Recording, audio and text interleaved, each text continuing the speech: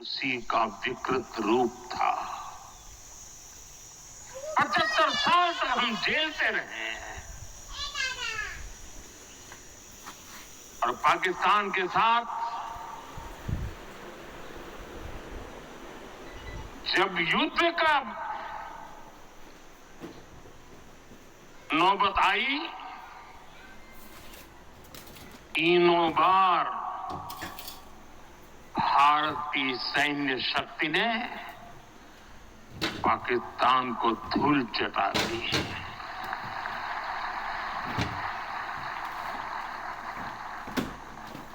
और पाकिस्तान समझ गया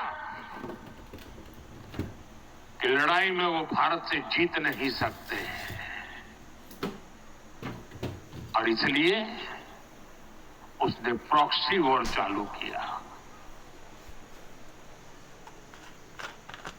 सैन्य प्रशिक्षण होता है, सैन्य प्रशिक्षित आतंकवादी भारत भेजे जाते हैं और निर्दोष निहत्थे लोग कोई यात्रा करने गया है, कोई बस में जा रहा है, कोई होटल में बैठा है,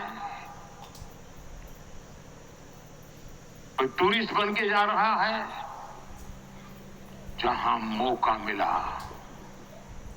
वे मारते रहे, मारते रहे, मारते रहे और हम सहते रहे। आप मुझे बताइए, क्या ये अब सहना चाहिए? क्या गोली का जवाब गोले से देना चाहिए? ईंट का जवाब पत्थर से देना चाहिए? ये कांटे को जल मुर्द से उखाड़ देना चाहिए?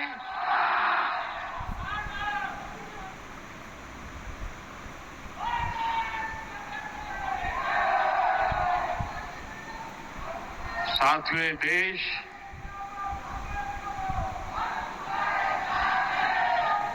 उस महान संस्कृति और परंपरा को लेकर के चला है, वसुधैव कुटुंबकम। ये हमारे संस्कार है, ये हमारा चरित्र है, सदियों से हमने इसे जिया है। हम पूरे विश्व को एक परिवार मानते हैं। हम अपने पड़ोसियों का भी सुख चाहते हैं, वे भी सुख चैन से जिए, हमें भी सुख चैन से जीने दें।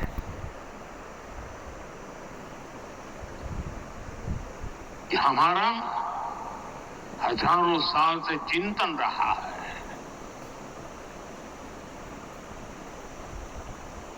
लेकिन जब बार बार हमारे सामर्थ्य को ललकारा जाए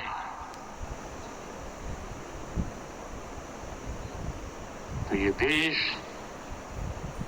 वीरों की भी भूमि है।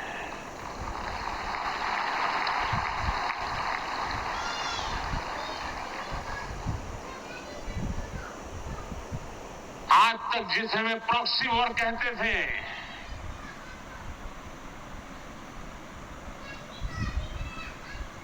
6 मई के बाद जो दृश्य देखे गए, उसके बाद हम इसे प्रॉक्सी वॉर कहने की गलती नहीं कर सकते हैं। और इसका कारण है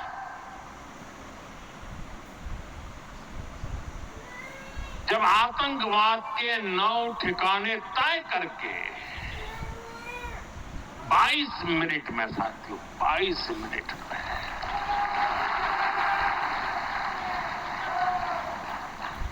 उनको ध्वस्त कर दिया।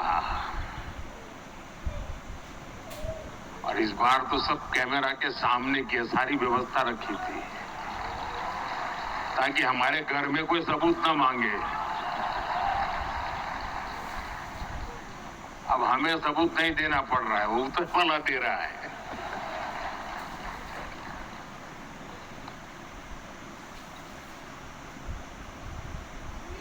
और मैं इसलिए कहता हूं, अब ये प्रॉक्सी वॉर नहीं कह सकते इसको। क्योंकि जो आतंकवादियों के जनाजे निकले 6 मई के बाद जिनका कत्ल हुआ, उस जनाजे को स्टेट ऑनर दिया गया पाकिस्तान में। उनके कॉफिन पे पाकिस्तान के झंडे लगाए गए। उनकी सेना ने उनको सैल्यूट दी।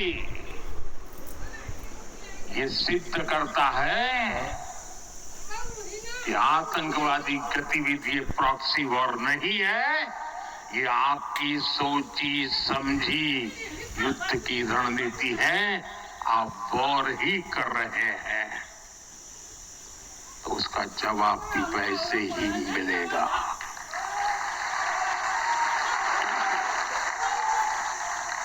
बंद कर सकले, पानी नहीं ऊपर। हम अपने काम में लगे थे, प्रगति के राह पर चले थे। हाँ जी।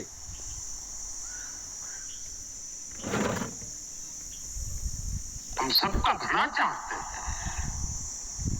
और मुसीबत में मदद भी करते हैं।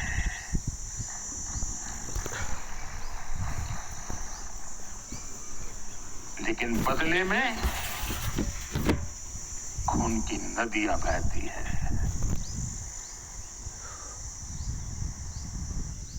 मैं नई पीढ़ी को कहना चाहता हूं,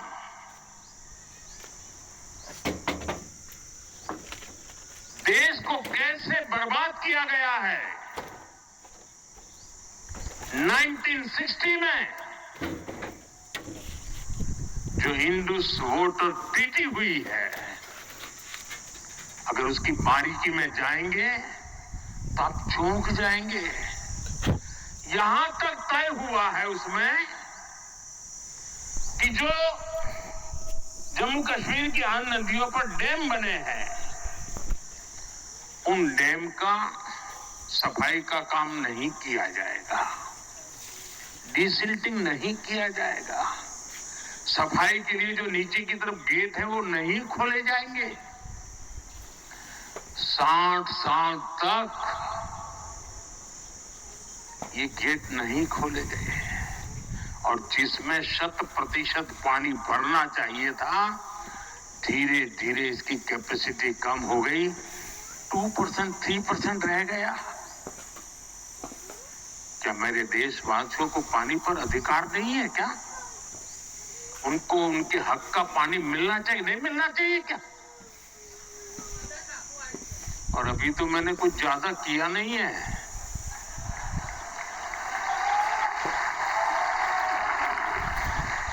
अभी तो हमने कहा है कि हमने इसको एबेंस में रखा है, वहां पसीना छूट रहा है।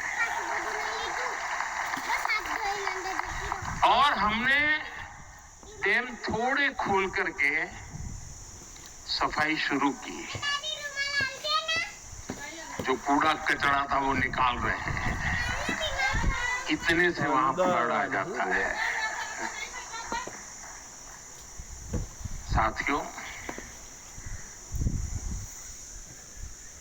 हम किसी से दुश्मनी नहीं चाहते हैं। हम सुख चैन की जिंदगी जीना चाहते हैं।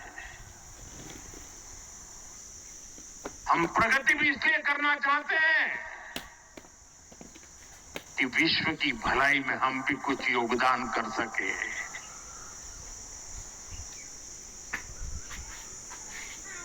और इसीलिए हम एक निष्ठ भाव से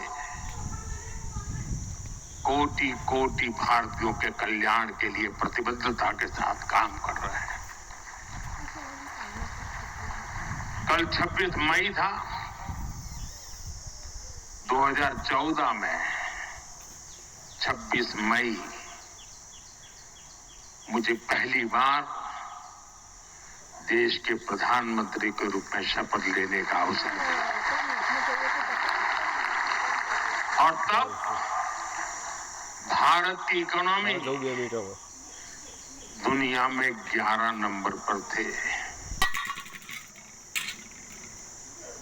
हमने कोरोना से लड़ाई लड़ी, हमने पड़ोसियों से भी मुसीबतें झेली, हमने प्राकृतिक आपदा भी झेली। इन सब के बावजूद भी